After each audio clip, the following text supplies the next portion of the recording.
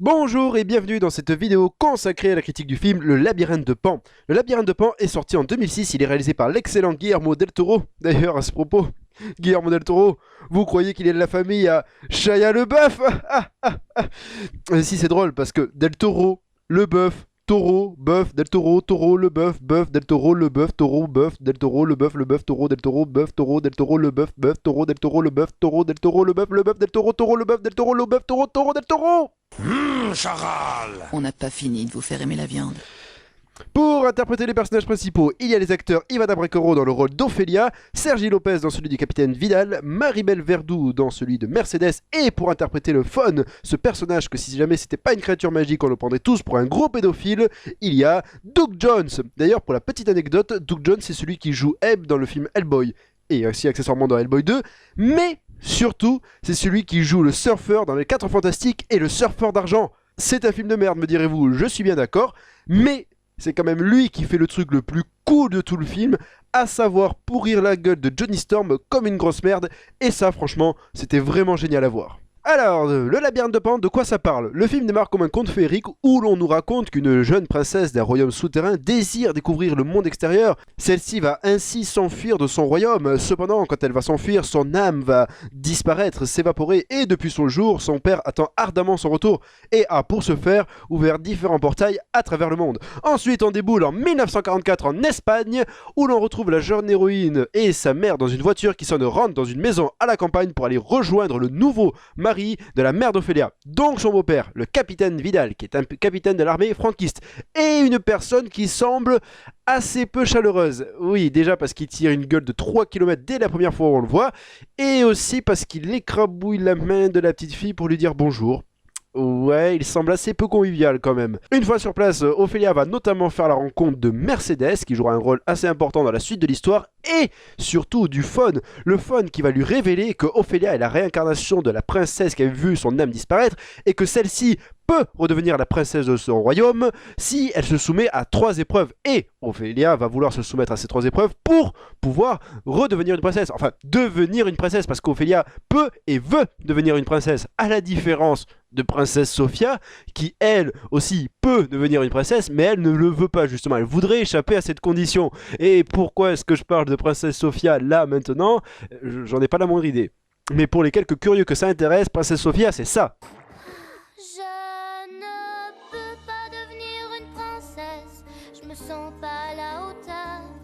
Je suis trop petite pour ça, les couronnes me vont pas, et je vais commettre des milliards d'erreurs. Je n'ai pas l'allure pour être une princesse, désolée de refuser. Je connais pas vos règles, je ne veux pas de vos perles. C'est trop! Princesse Sophia, bientôt sur Disney Junior. Oui, j'imagine à peu près votre réaction à la vue de cette vidéo, et je pense que ça devait ressembler à quelque chose du genre ça. Je ne peux pas devenir une princesse, je me sens pas... Oui, je sais, je m'en excuse, je suis désolé. Comme je le disais précédemment, le film se situe en 1944, donc pendant les périodes de l'Espagne franquiste, période où l'Espagne fut dominée par Franco, et quand je parle de Franco, je parle évidemment pas de James Franco, l'acteur, oui, entre autres, mais je pensais surtout à Loi dans le film Ted en fait.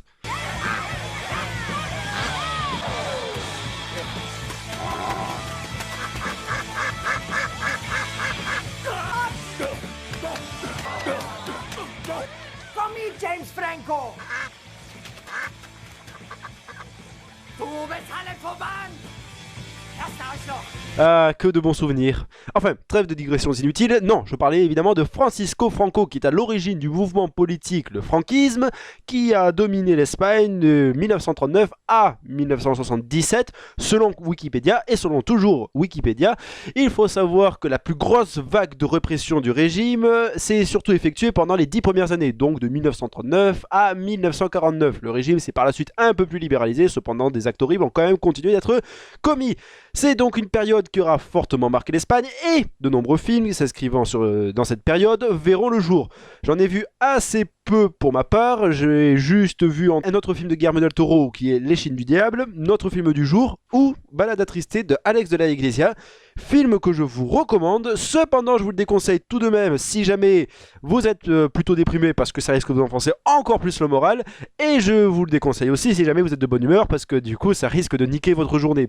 En fait, il faudrait regarder Balade attristée un jour où vous en avez rien à faire d'être de bonne ou de mauvaise humeur.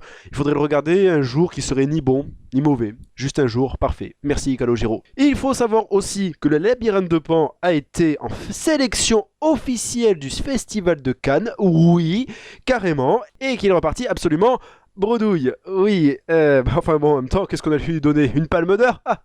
Ce serait quand même bien surprenant que le Festival de Cannes remette une palme d'or à un film qui la mérite. Oui, mais non. Bon, quoique je dis ça, mais en même temps, le film qui avait eu la palme d'or cette année-là, c'était Le vent se lève de Ken Loach. Film que j'ai quand même beaucoup aimé. Alors, est-ce que ça vaut bien le coup de s'énerver? Non, je ne pense pas. Donc, on passe à la suite. Comme je le disais tout au début, Le Labyrinthe de Pan est réalisé par Guillermo del Toro, réalisateur que j'affectionne beaucoup, notamment parce qu'il a réalisé le génialissime Hellboy 2, qui selon moi est l'un des meilleurs films de super-héros qui ait jamais été fait, et aussi parce qu'il a réalisé l'excellent Les Chines du Diable ou encore l'ultra jouissif Blade 2. Et là aujourd'hui nous n'allons pas parler de l'un de ses meilleurs films, mais de son meilleur film, donc ça promet du lourd pour cette critique. Mais avant de nous lancer dans la critique du film, j'aimerais vous faire part d'un commentaire que j'ai pu lire dans une critique à propos du film dans le magazine La Croix, où le critique disait que Le Labyrinthe de Pan était un film d'une intense stupidité. Intense stupidité. Alors peut-être que je fais beaucoup de parti pris pour le film, mais là je pense quand même que le terme est peut-être un peu exagéré, parce que du coup si on peut dire ça du Labyrinthe de Pan, qu'est-ce qu'on va dire d'un film comme Cyprien par exemple? Oui, enfin bon, après tout, il a le droit de ne pas aimer le film, hein, comme on dit, chacun ses goûts, hein, et puis le fait que ce soit un critique et qu'il devrait avoir normalement un minimum de recul pour juger une œuvre, bon, non, ça n'a pas absolument aucun intérêt. Donc oui, hein, comme on dit, chacun ses goûts, on a tout à fait le droit de ne pas aimer le Labyrinthe de Pan, et surtout, comme disait Usul dans le 3615 sur les intros, ne t'en fais pas, on peut tout à fait vivre sans avoir la moindre espèce de bon goût. ouais, je me rends compte que je passe pour un sacré connard en fait en disant ça. Oui, non, mais c'est de l'humour, ça va. Enfin bon, c'est parti pour la critique. Le Labyrinthe de Pan est une grande réussite tant sur le fond que sur sa forme. Le film possède tout d'abord une grande force visuelle, il bénéficie d'une lumière sublime et de décors somptueux, le tout mis en scène avec talent par Guillermo del Toro. Le film glisse habilement du monde fantastique au monde réel, le film jouant sur les deux tableaux à la fois. Il y a aussi une utilisation parfaite de la musique. Le Labyrinthe de Pan d'ailleurs, selon moi, bénéficie de l'une des meilleures bandes originales que l'on peut entendre. Rien que ça! La musique servant ici le récit afin soit d'appuyer la dramaturgie d'une scène ou son côté mélancolique ou à l'inverse des scènes de bravoure ou de tension sans que jamais cela ne tombe dans l'exagération un bras lourdingue, ce qui peut parfois être le cas même dans de très bons films et ce qui peut se révéler un poil, un chouïa agaçant. Le film revêt un aspect à la fois onirique et mélancolique, il se vit comme une sorte de conte cruel mais tout de même empreint d'une grande beauté. Cela est évidemment dû à la qualité de sa réalisation mais aussi par son histoire. La narration est parfaitement construite, sans longueurs inutiles et en étant portée du début jusqu'à la fin. Cela est principalement dû par la présence de personnages bien écrits et par l'excellence de l'interprétation des acteurs. On pense ici en premier lieu à Sergi Lopez qui interprète le capitaine Vidal, qui est un personnage qui est à la fois charismatique mais aussi terrifiant, qui d'ailleurs selon Guillermo del Toro représente une parfaite allégorie du fascisme, c'est-à-dire un mal séduisant d'apparence mais cruel au fond. Et vraiment, l'interprétation de Sergi Lopez est vraiment brillante. Et on peut même dire que Sergi Lopez, il avait les épaules pour interpréter un tel rôle. Si c'est drôle parce qu'en fait, si vous prenez le nom de famille Lopez, en fait, si vous inversez les lettres, ça fait Zépole. C'est super rigolo, du coup, si moi je dis que Lopez il a les épaules, et bien en fait ça fait une blague. Si, carrément, parce qu'en fait c'est son nom à l'envers, du coup c'est pour ça que c'est marrant. Si, alors là si, oui je sais, là, tout le monde est en train de dire oh non c'est nul, on ne rigole pas. Ah non mais si, je suis quand même désolé de dire que même si là on n'est pas au summum de l'hilarité, il faut quand même bien reconnaître qu'il y a au moins l'audace, l'idée, l'originalité de vouloir chercher quelque chose. Au moins, désolé, alors peut-être que oui, on n'est pas au top de l'humour, peut-être que vous n'avez pas ri, mais quand même il y avait quelque chose. Donc oui, désolé de ne pas considérer que cette blague est nulle, parce qu'en plus je suis sûr que si j'avais pas donné l'explication, qui c'est qui aurait trouvé la réponse? Absolument personne. Donc là, qu'est-ce que j'y vois? Peut-être pas du génie, non, mais au moins du talent. Donc oui, désolé de ne pas considérer cette blague comme étant de la merde. Oui, non, désolé. Oui, je me révolte. Et oui, je sais pas pourquoi je m'énerve en fait. Je ne sais pas. Oui, bon ben peut-être qu'on va poursuivre la critique du film. D'ailleurs, à propos du capitaine Vidal, il y a juste un petit truc que j'aime bien à un moment concernant ce personnage. Il y a juste une séquence de quelques secondes où en fait on va le voir s'inquiéter pour sa femme. Peu importe ce que ça nécessitera ou coûtera. Guérissez-la. J'aime bien qu'un film qui nous présente un personnage cruel arrive aussi par moment à nous présenter son côté humain, de faire que finalement même si c'est un monstre, eh bien, il n'en reste pas moins un humain aussi. C'est un peu comme par exemple dans Les Promesses de l'Ombre, on voit Vincent Cassel à la fin du film où en fait il doit tuer une jeune fille, un jeune bébé, on lui donne l'ordre, cependant il n'y arrive pas, il ne peut pas, on le voit pleurer, et là quelque part il devient assez touchant, malgré le fait que ce soit un gros connard pendant tout le film. Et bien là c'est à peu près la même idée. Après ça n'efface évidemment rien à ce qu'il a fait avant ou ce qu'il va faire après, surtout que 10 minutes plus tard, en fait il va de nouveau reprendre son rôle du gros bof misogyne, autoritaire et tout, enfin ouais, bah, quand il va dire ça. Écoutez-moi bien. S'il faut choisir, sauver l'enfant. C'est l'enfant qui portera mon nom et celui de mon père. C'est lui qu'il faut sauver. Ouais, donc il va de nouveau devenir méprisable, hein, voilà, ça dure pas longtemps, mais j'aime beaucoup cette idée. Bon, c'était assez anecdotique, mais j'ai envie de le préciser. Et quand je parlais du capitaine Vidal, il faut bien comprendre que ce n'est pas le seul personnage qui soit intéressant dans le film, parce que c'est ça la grande force du film, c'est d'arriver à développer beaucoup de personnages à l'intérieur du même film et les rendre tous intéressants. Et ça, je pense que c'est la marque d'un grand film, le fait de pouvoir se développer comme ça et de rendre intéressant plusieurs personnages. N'est-ce pas, Ridley Scott ? Ouais, non, parce que, bon, Prometheus, sur ce niveau-là, c'était quand même pas une super réussite, hein. Sur ce niveau-là et plein d'autres niveaux, d'ailleurs, mais en particulier celui-là. Enfin bref, passons, ce n'est pas le sujet. Après, il faut bien reconnaître que le labyrinthe de Pan peut peut-être un peu surprendre à la première vision, qui peut peut-être un peu choquer, déranger, dans le sens où le fantastique est assez peu présent. Je m'explique. Au début du labyrinthe de Pan, avant de le voir, je pensais qu'en gros le film allait se dérouler un peu comme à la manière de Alice au Pays des Merveilles ou du Voyage de Chihiro, c'est-à-dire découvrir une jeune fille dans le monde réel au début et qui ensuite, pour le reste du récit, va tomber dans un monde complètement fantasmagorique. Cependant, ce n'est pas le cas ici, c'est-à-dire qu'en gros le film s'inscrit dans un cadre réel et le monde fantastique va venir s'y mêler de temps à autre. Mais finalement, le fantastique est peu présent. Alors, ça ne veut pas dire qu'il est inintéressant, non, parce qu'en gros, il va plutôt servir comme échappatoire. En fait, il est plus représenté ici comme une sorte d'échappatoire possible par rapport à, en gros, entre guillemets, la dureté du monde réel. Ouais, ça fait un peu nier de dire ça comme ça, j'en ai bien conscience. Ou alors, ou surtout, de pouvoir permettre, en plus, en termes de récit, de permettre une allégorie sur le fascisme. C'est-à-dire que ce que j'aime beaucoup dans le film, en fait, c'est de nous montrer que tout ce qui va vraiment nous terrifier, nous choquer, ça va pas se placer dans le monde imaginaire, le monde cauchemardesque que va découvrir Ophélia, mais vraiment sur le monde réel. C'est-à-dire que finalement, quand on voit les monstres, les véritables monstres, les véritables crimes horribles qui sont commis, ce n'est pas l'homme blême qui va bouffer les fées ou le fait qu'il ait mangé plein d'enfants, celui qui va vraiment nous choquer, nous terrifier, c'est bien évidemment le capitaine Vidal. Le capitaine Vidal qui est humain avant tout. Et ça, j'aime beaucoup cette idée, cette thématique, je trouve que c'est vraiment excellent de l'aborder de ce point de vue. Et surtout, je trouve que le fantastique, en plus d'un simple point de vue formel, a déjà sa grande utilité. D'une part, parce que tout ce qui est lié au fantastique est absolument génial, rien que visuellement, c'est-à-dire au niveau des décors, au niveau des maquillages, des effets spéciaux, enfin c'est juste magnifique. Et puis surtout parce que vraiment quand le monde fantastique se mêle comme ça aussi habilement au monde réel, ben, c'est juste un véritable régal pour les yeux. Donc finalement la petite déception que l'on pouvait avoir finalement est très vite balayée. Voilà donc en gros ce que je pense du film. Donc bah ouais, j'ai adoré, c'est génial, c'est vraiment un excellent film, c'est une belle réussite. Je pense que c'est un film à voir et à revoir. Et avant de terminer cette critique, lançons-nous maintenant dans les points positifs et négatifs du film. Ben oui, parce qu'il y a quand même quelques trucs que je n'ai pas trop aimés, mais commençons par les points que j'ai le plus appréciés dans le labyrinthe de Pan. Le premier point, c'est Mercedes, le personnage de Mercedes. Alors normalement j'étais censé plutôt vous parler du capitaine Vidal, mais je me suis dit que bah ouais, mais tout le monde l'avait déjà fait. De toute façon, quelqu'un qui parle du film va dire que oui, le personnage est excellent, puis je l'ai fait tout à l'heure, donc est-ce que ça sert vraiment d'en reparler maintenant? Pas du tout. Donc je voulais parler de Mercedes parce que finalement je pense que c'est le personnage que je préfère le plus. Bah, parce que c'est quelqu'un d'attachant, tout simplement. D'une part, bah, parce que sa relation par rapport à Ophélia, bah, finalement c'est ce qui est surtout au centre du film.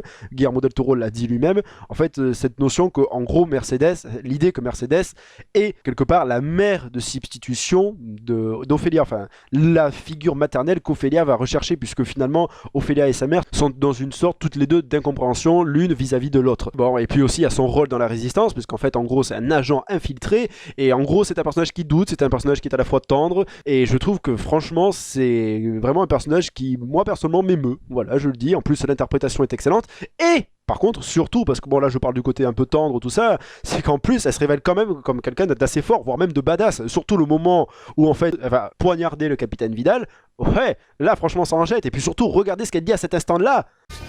Why so serious? Alors ça va, à partir du moment où vous avez vu The Dark Knight, vous ne pouvez pas regarder cette scène sans y penser, désolé. Ensuite, qualité numéro 2, l'emblème. Alors, en gros, c'est le monstre qui fout ses yeux dans ses mains. Ah oui, j'ai oublié de le préciser tout à l'heure, mais il est aussi joué par Doug Jones. Et alors, pourquoi est-ce que j'en parle? Bah, tout simplement parce que ce monstre est excellent. J'adore juste l'idée, le design, tout est superbe. Je pense qu'honnêtement, je le mettrai parmi mes créatures magiques fantastiques que je peux avoir dans un film préféré. À côté du Balrog dans Le Seigneur des Anneaux, ou même du Kraken dans Pirates des Caraïbes 2.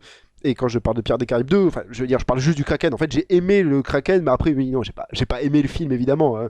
Ah non, non, désolé, excusez-moi, mais le côté blockbuster faisandé, non, ça, c'est pas le genre de film que j'aime, que j'affectionne. Il y a qu'à voir les DVD que j'ai, hein, de vrais bons films, hein, de très grands films, hein, mais certainement pas comme ça, de vagues films commerciaux. Qu'est-ce que c'est que cette merde? Non, vire cette image. Ok, vire.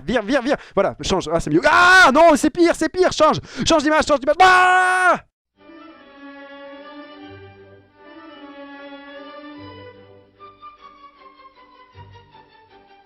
Et qualité numéro 3, la fin.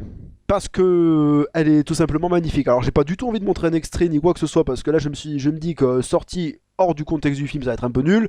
Mais vraiment je la trouve bouleversante, tout simplement. Voilà, c'est juste pour ça. Honnêtement j'ai presque failli pleurer. Après j'ai bien dit, j'ai presque failli pleurer. Bon, parce que je ne pleure pas en regardant un film, moi. Hein. Je suis un vrai pur, un vrai dur. Je suis un mec, un vrai, avec une bonne grosse paire de... Bon, maintenant, on peut passer aux défauts du film. Et oui, malheureusement, il y en a. Bon, c'est pour chipoter un peu, hein. Bon, le premier. Alors, peut-être que certains parmi vous connaissent le Ciné Raté, présenté par Anthony. Et si jamais vous ne connaissez pas, en fait, c'est un youtubeur qui décide de faire la critique de films pourris avec beaucoup d'humour. Attendez, je vais vous expliquer pourquoi est-ce que j'en parle maintenant. Ensuite... il a aussi choisi, en plus de ne pas rester que sur ses acquis, c'est-à-dire d'essayer de voir d'autres concepts de vidéos, comment est-ce qu'il pourrait parler d'autres films. Donc il a élaboré souvent plein de concepts, certains ont tenu, d'autres non. Et parmi les concepts qu'il a élaborés et qui ont tenu, il y a le Epic or Not. Alors, le Epic or Not, c'est quoi le principe du film? C'est de prendre un film et de voir s'il est épique or not. Là, je sens que vous apprenez des choses en regardant cette vidéo, ne me remerciez pas. C'est vraiment tout naturel. Non, plus sérieusement, en fait, c'est de voir un film, voir, en gros, c'est ça, distinguer le film en des parties de points positifs et points négatifs. C'est-à-dire que du coup, ça va permettre de, normalement, je pense, l'idée de pouvoir brasser tout un large panel de films. Et donc, le premier Epic or Not était considéré au Labyrinthe de Pan, film qu'il aurait moyennement apprécié. Donc, tout naturellement, je suis moyennement d'accord avec lui. Forcément, j'arrête pas d'encenser le film depuis tout à l'heure. Mais... il faut bien reconnaître que parmi les points négatifs qu'il soulève, il émet quelques doutes concernant les facultés intellectuelles de la jeune fille. Elle a une tête de con. Oui, c'est une autre manière de le dire, un peu plus directe. Et il faut reconnaître que c'est pas complètement faux en fait. Ouais, c'est vrai que la gamine elle est un peu conne. Ouais, un peu, parce qu'il y a vraiment deux scènes qui le montrent. Les deux premières épreuves. Alors pourquoi? La première, en gros, sa mère lui a offert une très jolie robe, toute magnifique, toute belle. Qu'est-ce que va faire Ophélia? Elle va sortir avec, se foutre sous un arbre et du coup revenir complètement tachée de boue et tout. Forcément, sa mère le prend super mal, l'engueule, tout ça. Alors que ce qu'elle aurait pu faire, c'était simplement... poser sa jolie robe de côté et mettre une tenue de ménage pour aller jouer dans le jardin. Ça aurait pas été super compliqué. Je me demande vraiment pourquoi elle l'a pas fait. Et ensuite, il y a la deuxième épreuve, alors là, avec l'emblème, alors je sais pas ce qui s'est passé, mais je pense que ouais, cette fille a un souci. En gros, le principe, c'est qu'elle doit rentrer dans une pièce et qu'elle doit récupérer une clé, sauf que il y a l'emblème qui est là, mais un monstre qui ne bouge pas. Sur le moment, cependant, on lui précise bien qu'il ne faut absolument pas qu'elle mange à la nourriture parce qu'en gros, il y a un grand buffet avec plein de nourriture et il faut qu'elle touche à rien. Et le fun insiste bien en disant rien. Vraiment, il insiste. Beaucoup. Vraiment beaucoup. Oh, calme-toi maintenant, s'il te plaît. Donc voilà, c'est-à-dire pour montrer l'importance du truc qu'elle ne mange absolument rien. Et qu'est-ce qu'elle fait? Elle bouffe 2 grains de raisin quand elle y va. Pourquoi? Juste pourquoi? Il t'avait dit rien. En plus, c'est quoi l'excuse de dire j'ai bouffé que 2 grains de raisin? Surtout que c'est complètement con. Je veux dire, la gamine, elle peut en manger du raisin. Pourquoi avoir mangé ça, justement, en plus? Mais c'est ridicule. Surtout qu'il avait vraiment insisté. Et puis, surtout, là où je ne comprends pas, c'est que on est d'accord que la fille, elle rentre dans un endroit qui est quand même assez terrifiant. Non mais c'est vrai, vous avez vu la gueule du monstre, vous voyez un truc comme ça, vous avez 10 ans, vous tombez sur un truc comme ça, qu'est-ce que vous faites? Vous avez envie de vous casser. Je veux dire, là, moi, si j'aurais été à sa place, j'aurais pris la clé et je me serais barré. Et non, c'est pas parce que je suis une fiotte, c'est parce que je suis un minimum rationnel. Là, non, je ne sais pas, la gamine, t'as l'impression qu'elle s'en fout de tout. tout le temps. Ensuite, défaut numéro 2, le personnage du faune. Alors attention, c'est pas tellement le personnage qui me dérange, pas du tout, j'aime beaucoup le personnage, hein, même au niveau du costume, tout ça, enfin bref, c'est génial. Il y a juste quelques fois, il revêt un côté assez pédant et snob. Non mais c'est vrai, surtout la toute première fois, on le voit, regardez ce qu'il dit. Moi, j'ai tellement de noms, moi, des noms anciens, que seuls peuvent prononcer le vent et les arbres, là. Oh la vache, mais quelle prétention, genre, mon nom ne peut être prononcé que par le vent, Vous savez d'ailleurs à quoi ça me fait penser? Ça me fait penser à Nibbler dans Futurama. Dans le temps qu'il te faudrait pour prononcer une seule lettre de mon vrai nom, 1 milliard de soleils pourraient naître, vivre et s'éteindre dans la nuit éternelle. Ouais, c'est exactement la même chose. Puis surtout, il n'y a aucune fierté à ce qu'on ne puisse pas prononcer son nom. Désolé, parce que franchement, le fait de ne pas pouvoir prononcer son nom, c'est comme ça qu'on se retrouve à se faire appeler Johnny par Chicky Cario. Et oui, en fait, il faut être fan du baiser mortel du dragon pour comprendre. Parce que oui, ça existe des fans du baiser mortel du dragon. Et oui, je ne vois pas pourquoi. Hein, pourquoi les gens détestent ce film. Parce qu'il est vachement bien quand même. Enfin, non, mais... Bon, enfin bref. Et le troisième point négatif...